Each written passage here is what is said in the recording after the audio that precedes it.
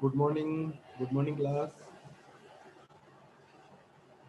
Good morning sir. आवाज आ रही है ठीक से? Yes sir. Alright.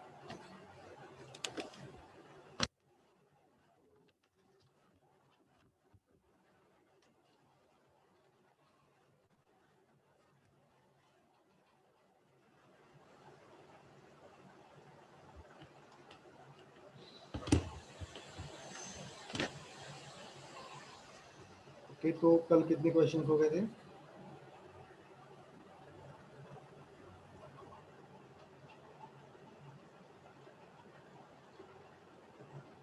Sir 5। Okay okay, 5 और 6। सिक्स हो गया था क्या? यस सर, बता दीजिए। ओके, 6 हो गया था। यस सर, हो गया था। ओके फाइन, तो 7th क्वेश्चन करिए अभी, जब तक आप लोग ट्राई करो, बाकी लोग ज्वाइन कर रहे हैं अब तक। Question number 7।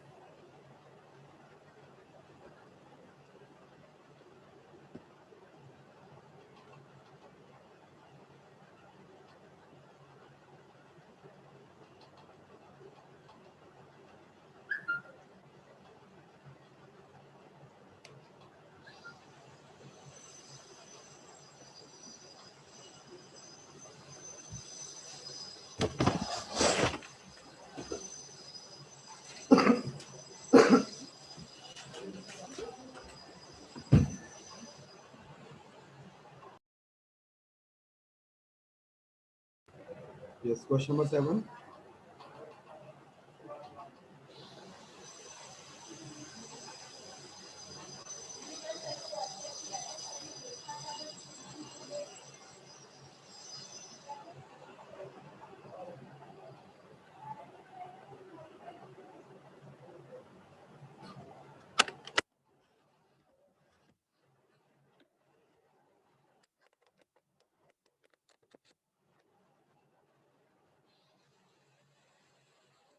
यस विवेक, ठीक है, आपका करेक्ट है, लेकिन आपने एक वेरिएबल लेके किया या 2 वेरिएबल लेकर के सॉल्व किया?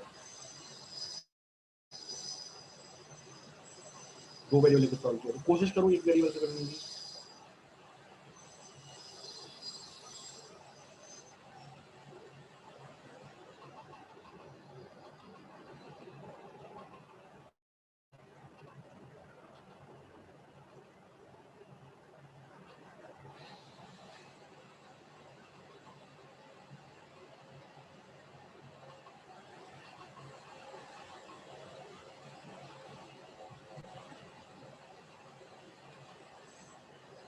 तो ये तो बहुत बेसिक सी चीज़ है कि हम सभी जानते हैं कि income is equal to expenditure plus saving,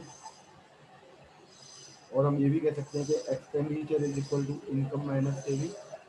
ठीक है, ये कंसेप्ट यूज करते हैं। तो एक काम करेंगे, हम दोनों के लिए, ए और बी दोनों के लिए एक्सपेंडिचर निकाल लेंगे, फिर उसका रेशियो फाइंड कर लेंगे, और रेशियो में दिया है 5:4। ठीक है, तो आप करो क्या, इनकम मान लो यहाँ से दोनों की, 4:5 रेशियो दिया इनकम का, तो हमने मान लिया ए की और इनकम है 4x और बी की इनकम है 5x। ठीक है, और दोनों की सेविंग्स दी हुई है। सेविंग्स कितनी दी है? ए की सेविंग है 25 और बी की सेविंग है 50। तो एक्सपेंडिचर ऑफ ए का एक्सपेंडिचर कितना होगा? Income minus saving divide by B का एक्सपेंडिचर कितना होगा? 5x minus 50। ये क्या आ गया? ये आ गया रेशियो, इसका एक्सपेंसेस का रेशियो, दोनों के एक्सपेंसेस का रेशियो, जो कि दिया हुआ है हमें 5:6। This is equal to 5/6। अब ये एक इक्वेशन बनेगी केवल एक वेरिएबल की। इजीली इससे x की वैल्यू आ जाएगी, x की वैल्यू आ जाएगी तो इनकम्स पता चल जाएंगे। तो हमें 2 इक्वेशन बनाने के बजाय केवल एक इक्वेशन बना करके हम इसका आंसर फाइंड कर सकते हैं। तो 2 इक्वेशन बनाओगे तो जाहिर सी बात है कैलकुलेशन टाइम आपका इंक्रीज होगा, और एक इक्वेशन बना के सॉल्व करोगे तो आपका कैलकुलेशन टाइम कम रहेगा। कितना आ रहा है x इसे सॉल्व करके? इस इक्वेशन को सॉल्व करके x की वैल्यू आएगी 100। यस,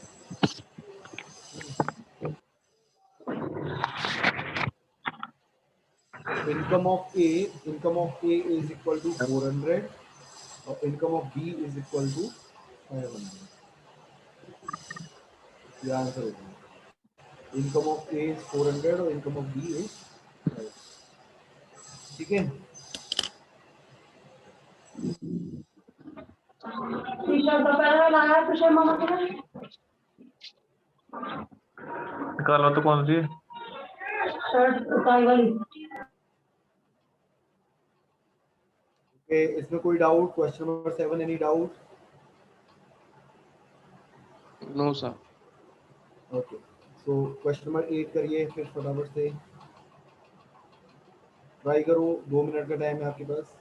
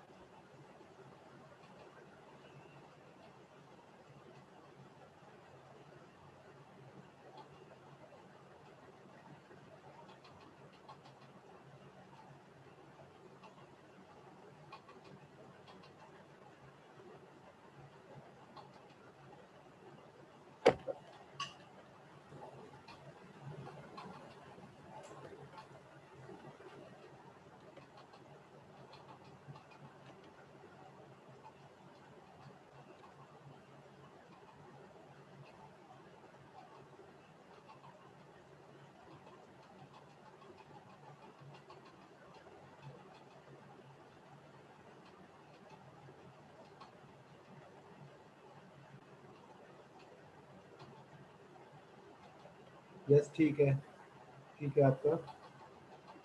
सर 144 है। हाँ ठीक है, 144 करेक्ट है।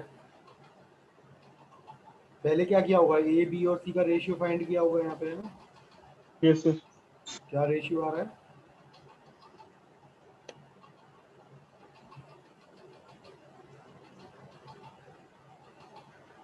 8:12:6। 8:12:6 और इसको सिंप्लीफाई कर लेंगे तो 4:6:3।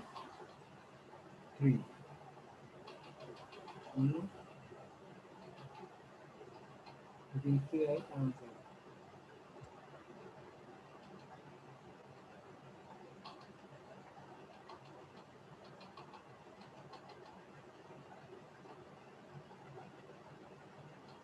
सारे आपने क्या किया? सारे टर्म्स को एक ही रिश्ते में बना लिया। ठीक है, ये भी किया जा सकता है, नो इशू, नो इशू। जैसे आपने एक अप्रोच तो ये है कि आपने क्या किया होगा? a plus B plus C is equal to 432। फिर ए तो ए ही रखा, बी की वैल्यू यहाँ से आ जाएगी। यस सर, ऐसे ही करा। हाँ कर सकते हैं, क्योंकि इसमें दिया है ना 8 times of A is equal to 12 times of B is equal to 6 times of c. तो आपने क्या किया होगा? बी की वैल्यू आ गई होगी यहाँ से 8 divide by 12 into A. C की वैल्यू आ जाएगी 8 divide by 6 into A equal to 432। फिर इसको सॉल्व कर लोगे तो आंसर आ जाएगा। ठीक, that can be done, no issue. और कुछ लोगों ने इसको रेशियो बना के किया है ना? तो इसे सॉल्व करके एक ही वैल्यू आ जाएगी 140।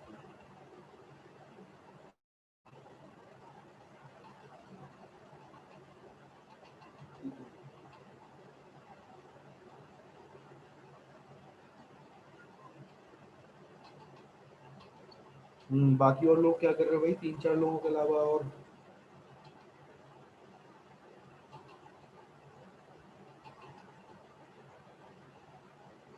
तो एक तरीका ये है कि अब हम इसका रेशियो फाइंड करें। रेशियो फाइंड करने की ट्रिक समझना, मैं डायरेक्ट ट्रिक बता रहा हूँ इसकी। अप्रोच तो वही है कि इसको एक के बराबर मान लो, फिर ए की वैल्यू आ जाएगी, बी की वैल्यू आ जाएगी, सी की वैल्यू आ जाएगी, टी के टर्म्स में, फिर रेशियो आ जाएगा। इसी चीज़ को हम डायरेक्ट कैसे लिख सकते हैं, देखो जैसे ए के करस्पॉन्डिंग वैल्यू लिखनी है, तो ए के करस्पॉन्डिंग वैल्यू लिखनी है तो मैं लिखूंगा 12 इंटू 6। जो ए का कोफिशिएंट है इसे छोड़ दोगे, जब ए के करस्पॉन्डिंग वैल्यू लिखेंगे तो ए के कोफिशिएंट को छोड़ देंगे, बी का कोफिशिएंट और सी का कोफिशिएंट इनको मल्टीप्लाई करके लिखोगे।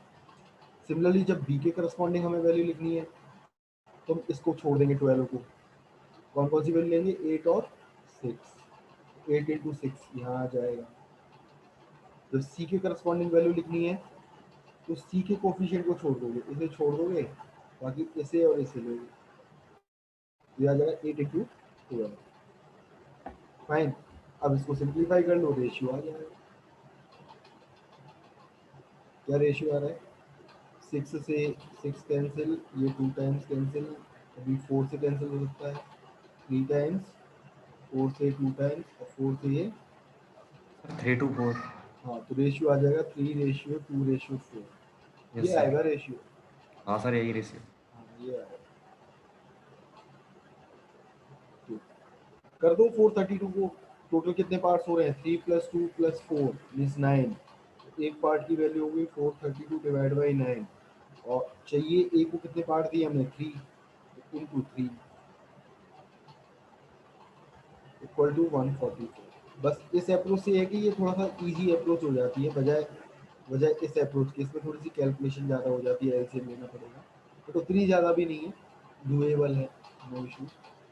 तो दोनों ही अप्रोच क्लियर है I think. Yes sir. Yes sir. Fine, so 9th question try करो।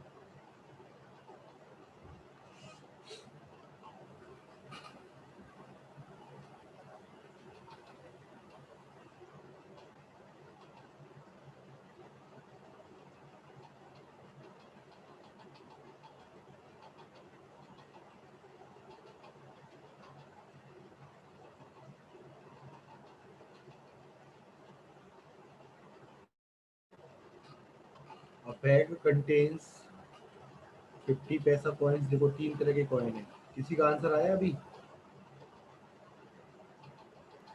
सर 380। 380, सर 380। ओके 380, ठीक है 380, अच्छी बात है। 50 पैसा कॉइन है, 20 पैसे की कॉइन है, 10 पैसे की कॉइन है, और इनका रेशियो दे रखा है 5:3:2, इसको इस तरह से लिख लो बजाय, यहाँ पे मैंने लिख दिया 50 पैसा कॉइन, 20 पैसा कॉइन और 10 पैसा कॉइन, और ये किस रेशियो में है, 5:3:1, ये नंबर ऑफ कॉइन्स का रेशियो है ना। तो दो दो तरीके हैं कैलकुलेशन करने के, देखो अप्रोच तो एक ही है, कॉन्सेप्ट एक ही है, लेकिन कैलकुलेशन को करने के दो तरीके हैं। पहला तो मैं यही बता रहा हूँ इसका, कि आप नंबर ऑफ कॉइन्स मान लो, इसके 5x मान लो, इसके 3x मान लो, इसके x मान लो, मान सकते हैं जब रेशियो 5:3:1 है तो अमाउंट Yes, sir. कितना बन रहा है इन सबका? इसका अमाउंट कितना बनेगा? 50 × 5x मीन्स 250. x पैसे में है तो हम पैसे में ही लेके चल रहे हैं सारी वैल्यूज, है ना। इधर से कितना 60. पैसा बनेगा? 60x। इसका 10. इसका बनेगा 10x। तो टोटल कितना पैसा बन गया? 320. 320x पैसे, Yes, sir. राइट। अब टोटल अमाउंट कितना है? 640 रुपीज। तो ये वैल्यू किसके बराबर है? 640 इंटू 100 क्यों किया? पैसे में कन्वर्ट करने के लिए। Yes, कि sir. जब ये पैसे में है ये वैल्यू, तो ये वैल्यू भी पैसे में ही ली जाएगी। तो यहाँ से x की वैल्यू आ जाएगी, ये 2 टाइम्स कैंसिल, तो x की वैल्यू आ गई 200।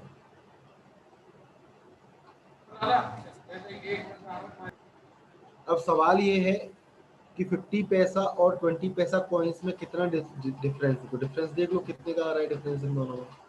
250 माइनस 60 कितने का डिफरेंस आ रहा है? 190x पैसे का।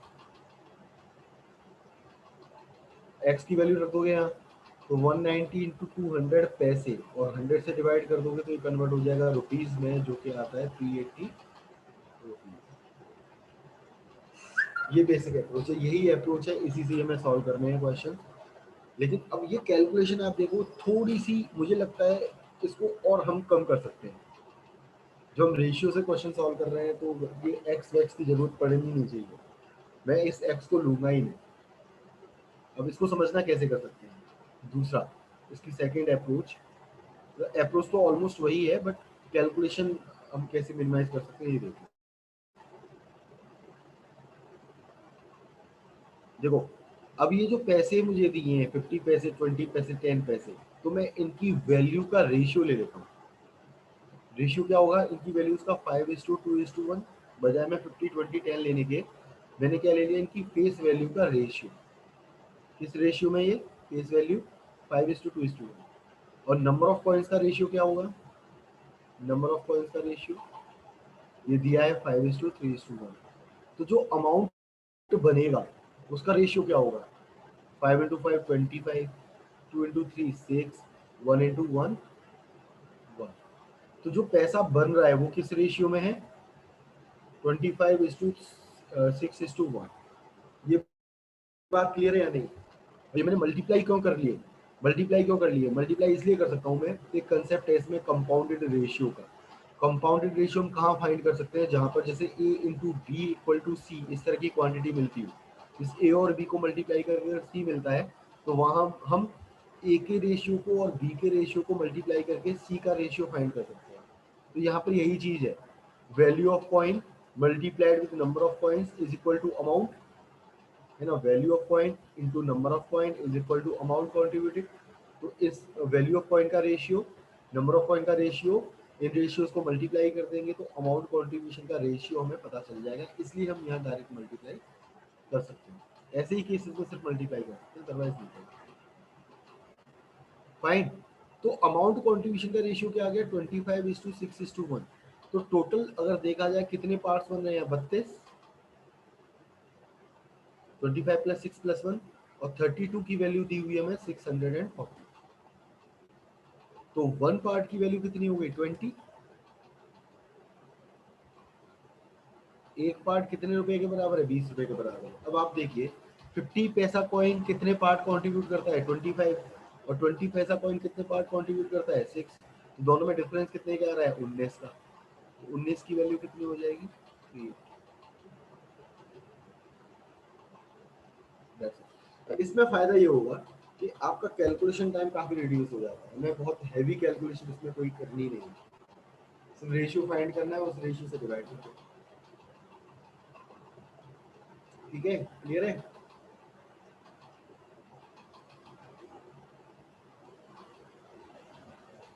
Yes, sir. Any doubt in question number 9? और 9 क्लियर हो गया, 10 करो फटाफट से।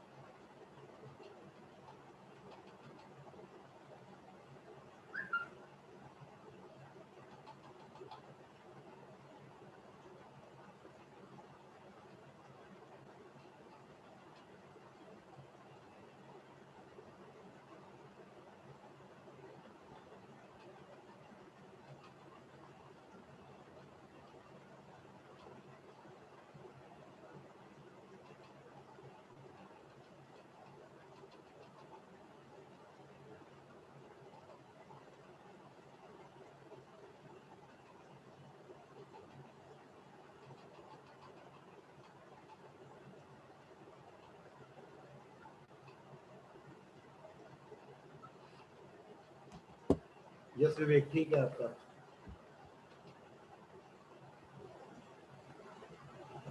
बाकी आप लोग प्रसून, ऋषभ, ऋतिक भूषण, करो सॉल्व। ऋतु, आंसर बताओ।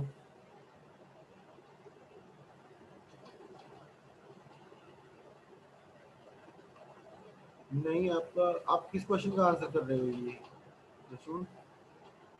ओमपाल ठीक है आपका। विवेक, विवेक कुमार, विवेक मिश्रा, आंसर बताइए बच्चे।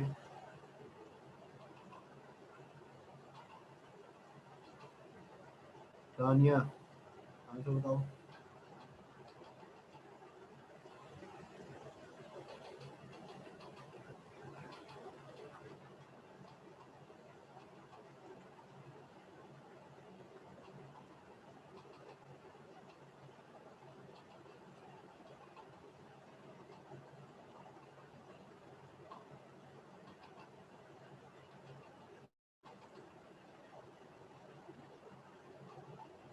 तो 3 लोग हैं, अभिषेक, दिशांत एंड प्रशांत।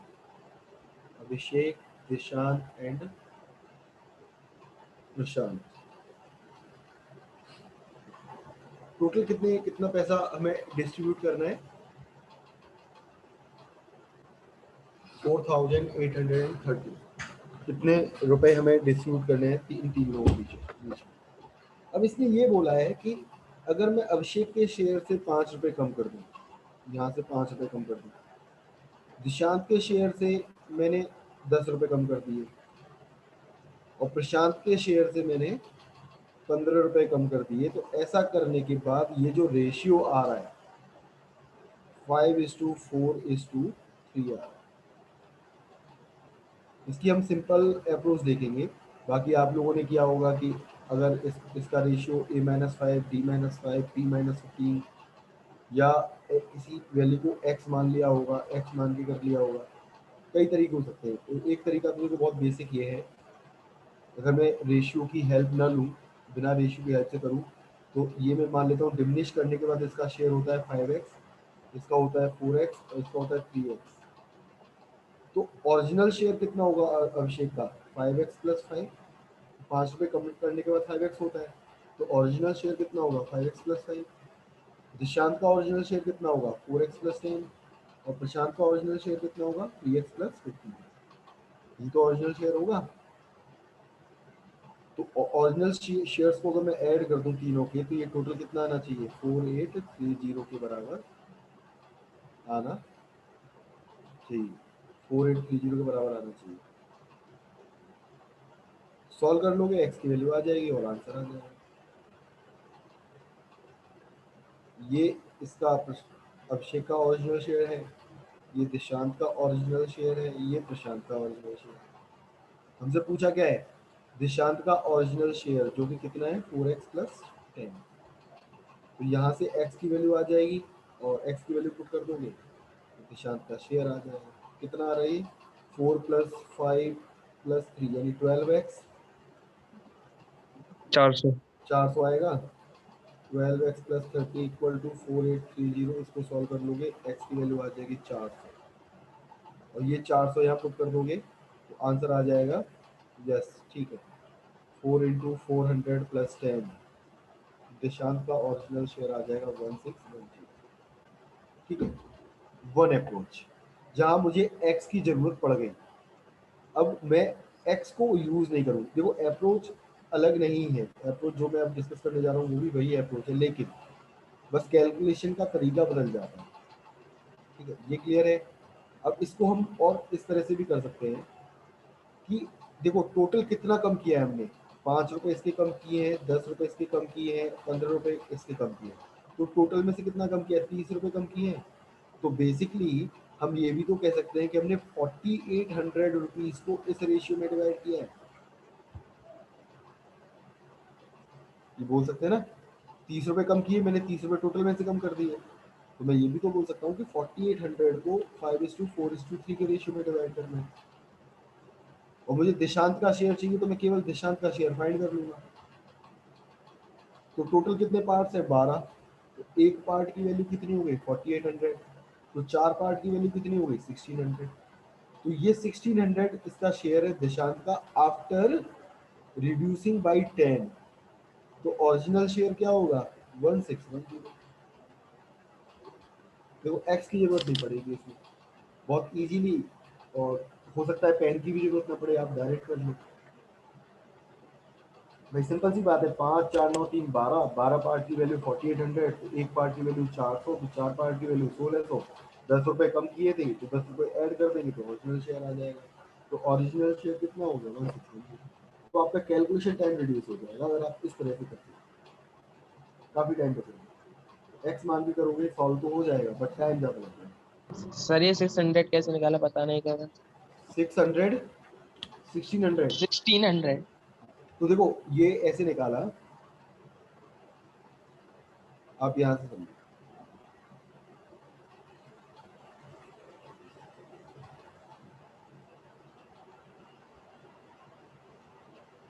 5 रुपए एक एक अभिषेक के, 10 रुपए दिशांत के और प्रशांत के 15 रुपए कम करने के बाद ये जो रेशियो आ रहा है ये आ रहा है 5:4:3, इन तीनों के शेयर का नया रेशियो। अब कम कितने किए टोटल, देखो जितने इन तीनों के कम किए हैं अगर उसको मैं टोटल में से माइनस कर दूं तो जो बचा हुआ पैसा है वही तो इस रेशियो में डिवाइड हो रहा है। हम ये बात बोल सकते हैं ना। देखो टोटल कितना कम हुआ है, 5 रुपए इसके कम हुए हैं, 10 यहाँ से, 15 यहाँ से, 30 रुपए कम हुआ है। 30 रुपए अगर मैं 4830 में से माइनस कर दूं तो बचा कितना 4800। तो 4800 को हमने इस रेशियो में डिवाइड किया है, 5:4:3 के रेशियो में डिवाइड किया है। तो दिशांत के पास कितने पार्ट्स हैं 4 पार्ट्स, तो 4 पार्ट्स की वैल्यू बता रही है। टोटल पार्ट्स कितने हैं 5 + 4 + 3 12। तो 12 पार्ट्स की वैल्यू है 4800। तो वन पार्ट की वैल्यू कितनी होगी 4800 डिवाइड बाई 12, दैट इज 400। तो जब वन पार्ट की वैल्यू 400 है तो 4 पार्ट्स की वैल्यू कितनी होगी, इसको 4 से मल्टीप्लाई कर देंगे तो क्या आ जाएगा 1600। तो ये दिशांत का शेयर है फाइनल, जो कम करने के बाद हमें मिल रहा है, 10 रुपए कम करने के बाद मिल रहा है। तो ओरिजिनल शेयर क्या होगा दिशांत का 1600 + 10। Okay sir. Next question number 11।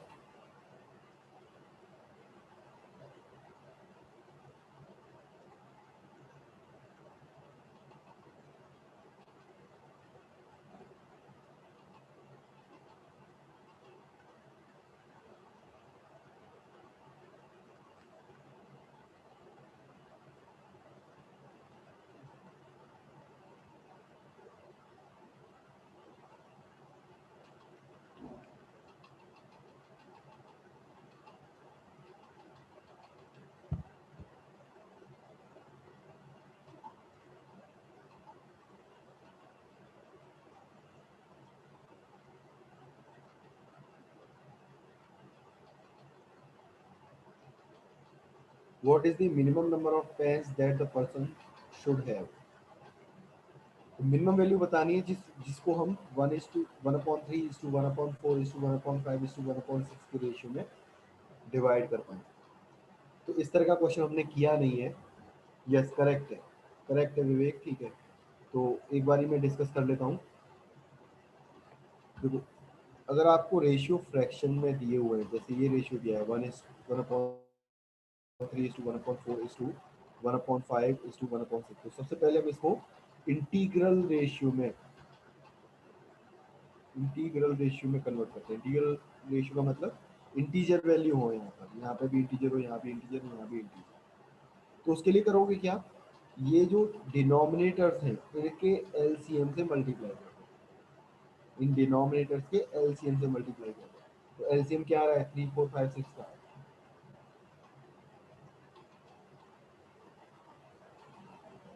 60 है ना, 60 आ रहा है।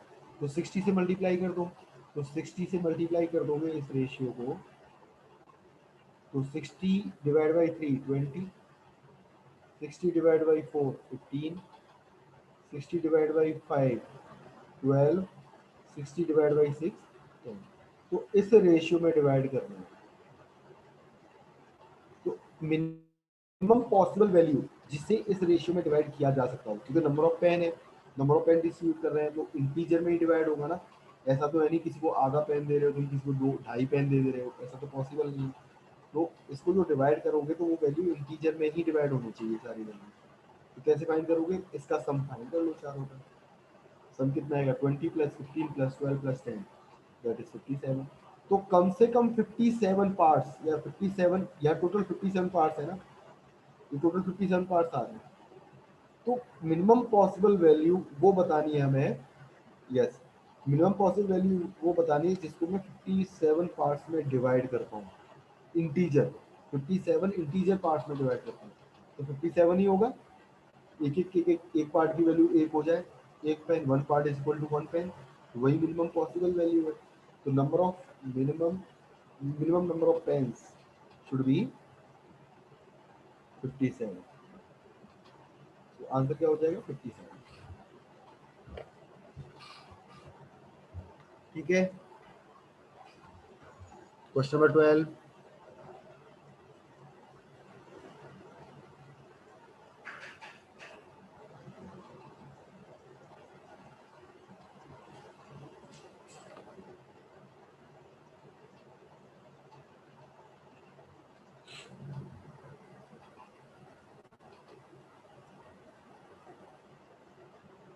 करो क्वेश्चन नंबर 12, 13 एंड 14 मैं एक साथ डिस्कस करूंगा। ठीक है, करो सॉल्व फटाफट से।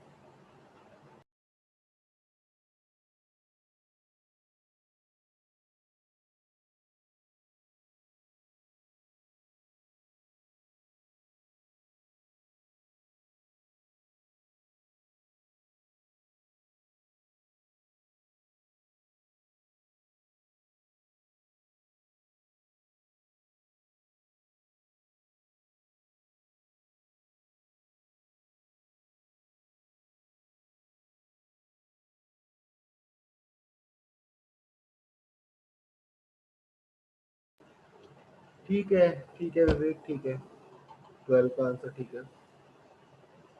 आप 13 करो जब तक, बाकी लोग 12 करो।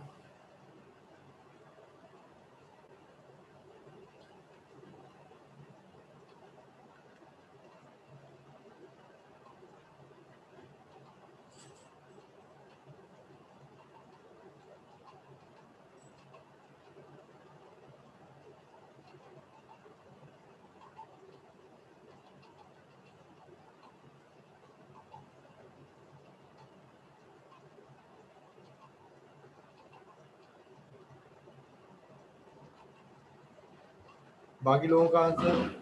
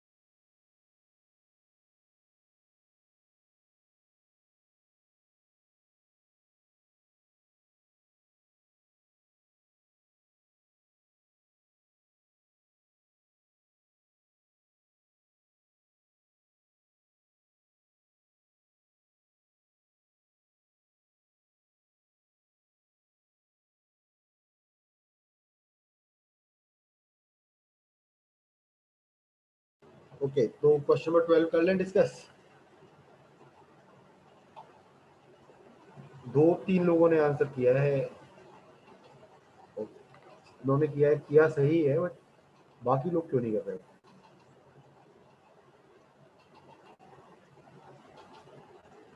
Ratio of cost prices of 2 articles A and B is 4:5। तो देखो 2 आर्टिकल्स मैंने लिख लिए हैं, ए और बी। सबसे पहले मैं बात करता हूँ कॉस्ट प्राइस की। तो कॉस्ट प्राइस का रेशियो दिया है 4:5। Articles are sold at a profit with their selling prices being in the ratio 5:6। अभी मैं लेके नहीं चल रहा इस रेशियो को, बाद में लेके चलूंगा रेशियो को, सेलिंग प्राइस के रेशियो को, क्योंकि अगर मैं अभी लेके चलूंगा तो मुझे फिर 2 वेरिएबल लेने पड़ जाएंगे, जो कि मैं नहीं चाहता। ठीक है, मैं बात करता हूँ प्रॉफिट की, प्रॉफिट्स की बात करता हूँ। अब इसमें देखो एक तरीका तो ये, कुछ लोग इसको 4x और 5x ले लेते हैं, बट मेरा सजेशन ये इसको 4x 5x ना लेकर के 400 और 500 मान लो कॉस्ट प्राइस को, क्योंकि यहाँ कॉस्ट प्राइस परसेंटेज में आपको आंसर चाहिए ना, या रेशियो में चाहिए। तो रेशियो में चाहिए, ए और बी के प्रॉफिट का रेशियो चाहिए, तो ठीक है, तो आप 400 और 500 मान लो। ठीक है, अब इसमें क्वेश्चन में बोला गया if the profit on article a is half of इस कॉस्ट प्राइस। तो कॉस्ट प्राइस कितना था? 400, तो हाफ क्या हो जाएगा इसका? 200। तो सेलिंग प्राइस क्या हो गया इसका इसके अकॉर्डिंग? 600 रुपए। सेलिंग प्राइस कितना हो गया? 600 हो गया ना। अब देखो दोनों आर्टिकल के सेलिंग प्राइस का रेशियो दिया हुआ है 5:6। तो मैंने लिख दिया selling price of A divide by selling price of B is equal to 5/6। और सेलिंग प्राइस ऑफ ए हमने कैलकुलेट किया है, दैट इज 600। यहाँ वैल्यू रख दोगे तो 600 divide by selling price of B is equal to 5/6। तो 5 से इसको काटोगे कितना आएगा? 120। तो selling price of B is 720। तो as per this value, these values, क्योंकि मैंने कॉस्ट प्राइसेस 400 और 500 माने हैं, उसके अकॉर्डिंग मेरा सेलिंग प्राइस दूसरे आर्टिकल का आएगा 720। तो सेलिंग प्राइस 720 है, कॉस्ट प्राइस 500 है, तो प्रॉफिट कितना होगा? 220। तो प्रॉफिट आर्टिकल ए का है 200 रुपए, आर्टिकल बी का है 220 रुपए। सर एक बार दोबारा समझाना है। चलो दोबारा शुरुआत से। Yes sir. ठीक, तो ए और बी 2 आर्टिकल हैं। पहले मैंने ले लिया इनका कॉस्ट प्राइस। कॉस्ट प्राइस मान लो, क्योंकि रेशियो 4:5 दे रखा है, तो मैंने कॉस्ट प्राइस मान लिया ए का 400 और बी का 500। मैंने कॉस्ट प्राइस इसलिए माना है क्योंकि जो प्रॉफिट है वो कॉस्ट प्राइस के रेफरेंस में दिया हुआ है, तो मेरे लिए इजी हो जाएगी कैलकुलेशन कॉस्ट प्राइस को अज्यूम करके। तो प्रॉफिट मान लो आर्टिकल ए पे कितना आएगा? 400 का आधा 200 रुपए। तो आर्टिकल ए का सेलिंग प्राइस कितना होगा? 600 रुपए। और क्वेश्चन में दोनों आर्टिकल्स का सेलिंग प्राइस का रेशियो भी दिया है मुझे 5:6। तो selling price of A is to selling price of B is equal to 5/6। ठीक है, अब ए का सेलिंग प्राइस मुझे मालूम है 600 रुपए, तो यहाँ मैंने वैल्यू पुट कर दी 600 divide by selling price of B equal to 5/6। इसे सॉल्व कर लोगे 120, तो सेलिंग प्राइस ऑफ बी आ गया 720। तो बी का सेलिंग प्राइस कितना आ रहा है? 720 रुपए। ठीक है, तो ये वैल्यू पता चल गई मुझे 720 रुपए। अब बताना है प्रॉफिट। प्रॉफिट कितना आएगा जब सेलिंग प्राइस 720 है और कॉस्ट प्राइस 500 है? तो प्रॉफिट कितना होगा? 220। और इनका रेशियो पूछा है, तो 220 और 200 और 220 का रेशियो क्या होगा? 200 डिवाइड बाई 220। तो 20 से चला जाएगा 10 टाइम्स, ये 20 से चला जाएगा 11 टाइम्स। तो रेशियो आ गया 10:11।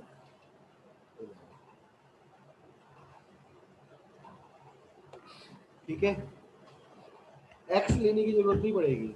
मैं, आप देख रहे होंगे मैं हर क्वेश्चन में एक्स लेना अवॉइड कर रहा हूँ। एक आध क्वेश्चन ऐसा होता है जिसमें लेना ही पड़ जाता है। 4x और 5x लेके करते तो भी सेम कैलकुलेशन होती, बट आपको फ्रैक्शन में, आपकी कैलकुलेशन फ्रैक्शन में चली जाती है। करते हम ऐसे। सर जी सर ये 500 का सर जो हाफ होगा सर 250 होगा ना सर? 500 का हाफ क्यों लेंगे? लेकिन इसने कहाँ बोला है कि 500 का हाफ लेना है? प्रॉफिट ऑन आर्टिकल बी कहाँ दिया है क्वेश्चन में? वो तो हमने फाइंड किया है ना। Okay sir.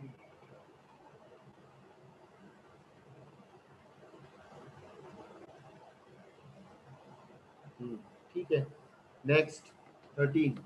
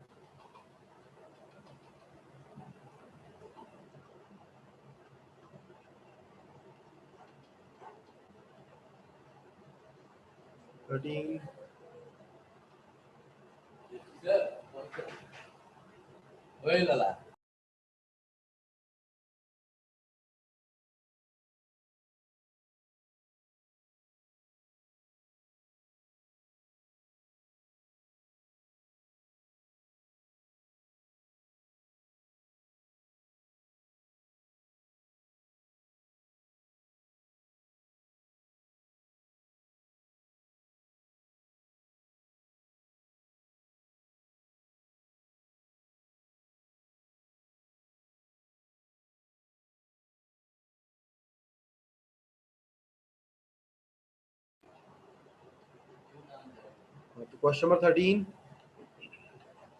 तो 60,000 हम 60,000 किसका? बी का? बी का पूछा है, आप ए का तो नहीं बता रहे हो कहीं? सर बी का भी 60,000 ही है। 11,500 आ रहा है? बताओ, पता नहीं। अच्छा चलो देखते सर हैं। 40 आ रहा है। अच्छा 40, 60 और चलो देख लेते हैं। 40 भी नहीं आ रहा है शायद, पता नहीं, देखना पड़ेगा।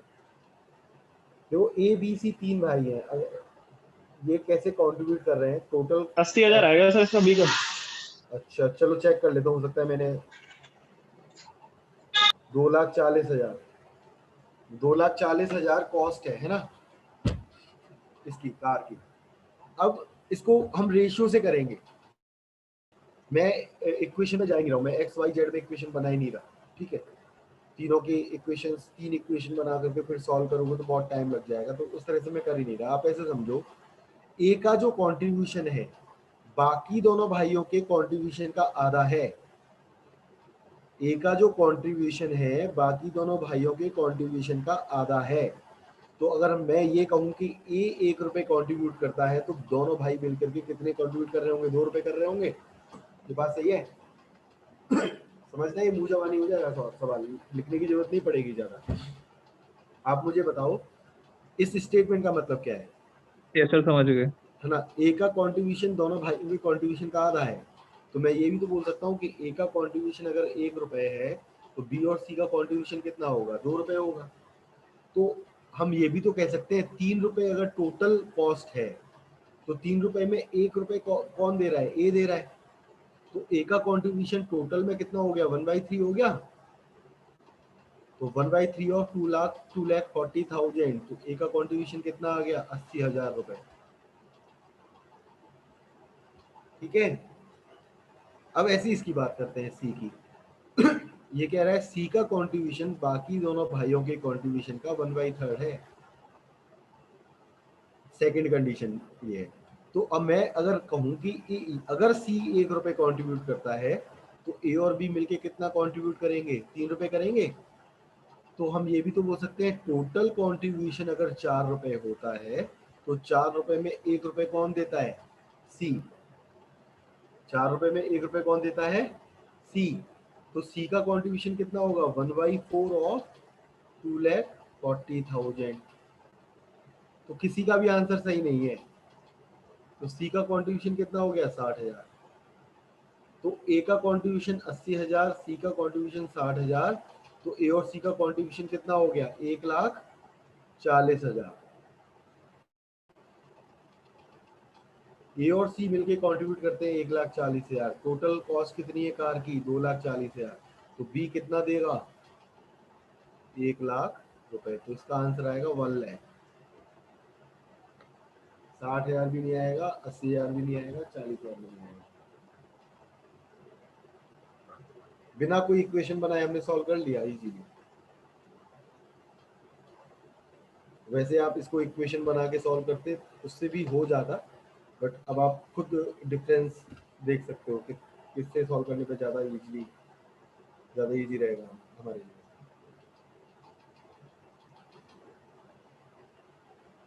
क्लियर है ये? बताओ इसे अप्रोच में कोई दिक्कत? Yes sir. 14 का आंसर बता दोगे? 14 इजी है, 15 इजी है। 14 और 15 का आंसर बता दो फटाफट से, बहुत इजी है, मुश्किल नहीं है।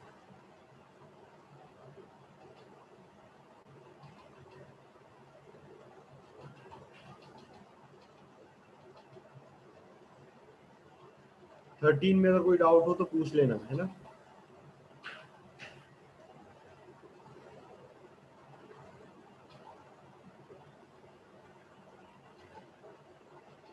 टोटल 19 क्वेश्चन है, तो 15 तक तो कर ही लो फटाफट से। 4 क्वेश्चन बचेंगे, नेक्स्ट क्लास में करेंगे।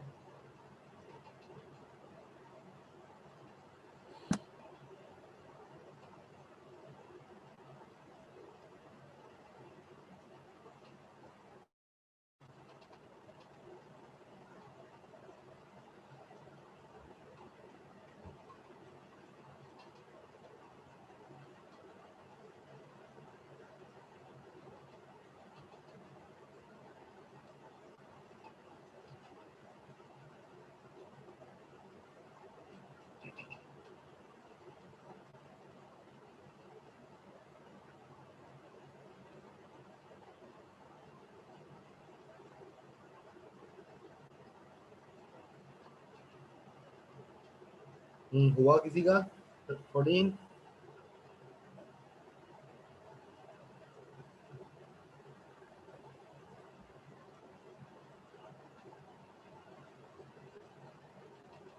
सिक्सटी डिग्री सर 204 है। 204 नहीं, 102 102 आएगा। देखो 102 आना चाहिए। जिस सबसे इसमें, चलो मैं एक हिंट दे देता हूँ, इजी हो जाएगा उससे। जैसे अगर लार्जेस्ट एंगल 13 है और सेकंड लार्जेस्ट एंगल 12 है, तो इन दोनों का सम कितना होगा? 25। 102 ही आ रहा है सर। हाँ 102 आएगा। इन दोनों का सम कितना होगा? 25। और जो स्मॉलेस्ट एंगल है इन दोनों का 20% है। 20% मतलब 1/5। तो 25 को 20% कितना होगा? 5। ये हो गया 5। ये रेशियो हो गया तीनों एंगल्स का। अब तो कर लोगे सॉल्व, अब तो बचा ही नहीं कुछ भी। तो टोटल कितने पार्ट्स हो गए? 30। 30 पार्ट्स की वैल्यू कितनी होगी? 180, क्योंकि ट्राइंगल के एंगल्स हैं और ट्राइंगल के एंगल्स का सम होता है 180 डिग्री। ठीक है, तो 30 की वैल्यू है 180, तो 1 की वैल्यू कितनी होगी? 6 डिग्री। अब इसने पूछा है sum of the second largest and smallest, इन दोनों का सम पूछा है। 12 और 5 17। सम कितना आ रहा है इन दोनों का? 17। तो 17 की वैल्यू कितनी होगी? 102। हाँ ठीक है, 102 आएगा। ठीक है, ऐसे सॉल्व किया करो, इतना इतना ही लिखने की जरूरत पड़नी चाहिए मैक्सिमम। प्रैक्टिस करोगे तो ऐसे लिखने लगोगे, बहुत इजीली करने लगोगे। 15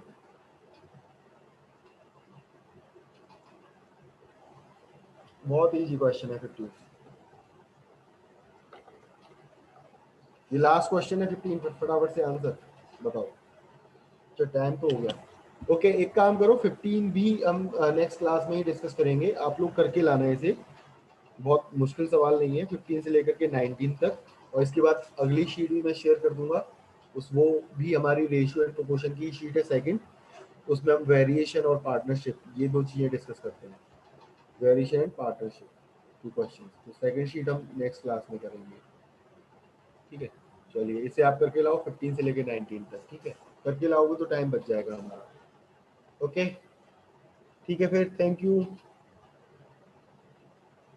थैंक यू सर।